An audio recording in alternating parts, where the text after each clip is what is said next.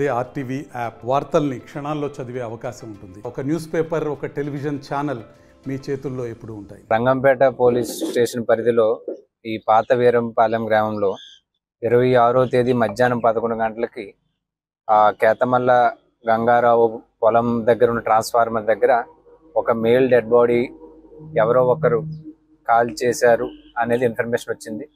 మేము ఇమీడియట్గా case register చేశాము.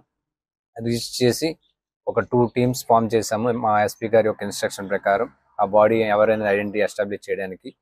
ఇనీషియల్గా ఏమనుకున్నామంటే ఈ కేతమల్ల వెంకటేశ్వరరావు యొక్క బిలాంగింగ్స్ అక్కడ ఉండడం వల్ల ఇతను చనిపోయి ఉండవచ్చు అనేది ఇనీషియల్గా అనుకున్నాము.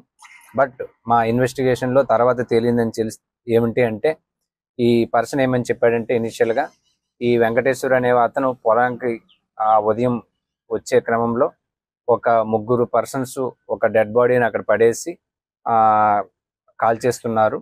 వాళ్ళని పట్టుకునే క్రమంలో ఇతన్ని ఆటోలో ఎక్కించి పిడిమిగొయ్య వద్దకు తీసుకెళ్లి కొట్టేసి అక్కడ పడేశారని చెప్పారు. బట్ ఇదంతా కూడా మా ఇన్వెస్టిగేషన్లో తప్పని తేలింది.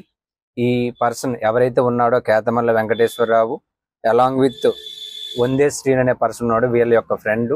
వీళ్ళందరూ కూడా ఏం చేశారు అంటే ఒక బొమ్మూరు దగ్గర ఉన్న శ్మశాన వాటికి దగ్గర ఉన్న ఒక డెడ్ బాడీని తీసుకుని వచ్చి A3 ఎవరు హుకుంపేటకి చెందిన తలారి సుబ్బారావు, మోరంపూడికి చెందిన చిన్ని, వీళ్ళిద్దరూ అదేవిధంగా ఈ తలారి వెంకటేశ్వరరావు, ఈ నలుగురు ఒక బాడీని కలెక్ట్ చేసుకుని వచ్చి ఈ ఏదైతే పాత వీరంపాలెం గ్రామం దగ్గర తీసుకుని వచ్చి కారులో అక్కడ ఒక ఈ వెంకటేశ్వరరావు చనిపోయినట్టు క్రియేట్ చేశారు.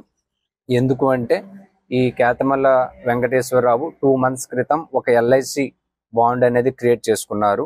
ఆ బాండ్ ప్రకారం నార్మల్ డెత్ అయితే 20 lakhs వస్తుంది, ఇలాగ యాక్సిడెంటల్ డెత్ అయితే 40 lakhs వస్తుంది. కాబట్టి ఈ యాక్సిడెంటల్ డెత్గా క్రియేట్ చేస్తే 40 lakhs మనం క్లెయిమ్ చేయొచ్చు అనే ఒక థాట్తో వీళ్ళు ఇదంతా కూడా క్రియేట్ చేయడం జరిగింది. వీళ్ళు అందరినీ కూడా నిన్న మధ్యాహ్నం అరెస్ట్ చేశాము. అరెస్ట్ చేసి వాళ్ళ దగ్గర నుంచి ఒక 2 మొబైల్ ఫోన్స్ ఏదైతే ఈ బాడీని షిఫ్ట్ చేయడానికి యూజ్ చేశారో ఆ కార్ను కూడా సీజ్ చేశారు. ఈ అంతా ఇన్వెస్టిగేషన్ చాలా తక్కువ టైంలో చాలా ప్లానెడ్గా చేసినందుకు ఏవైతే టీమ్స్ ఉన్నాయో CI Anaparthi, SI Rangampeta, other స్టాఫ్ను కూడా ఎస్పీ గారు అభినందించడం జరిగింది. మరిన్ని వీడియోస్ కోసం ఛానల్ ని సబ్స్క్రైబ్ చేయండి. లేటెస్ట్ అప్డేట్స్ కోసం వాట్సాప్ ఛానల్ ని ఫాలో చేయండి. అండ్ లింక్ డిస్క్రిప్షన్ లో ఉంది.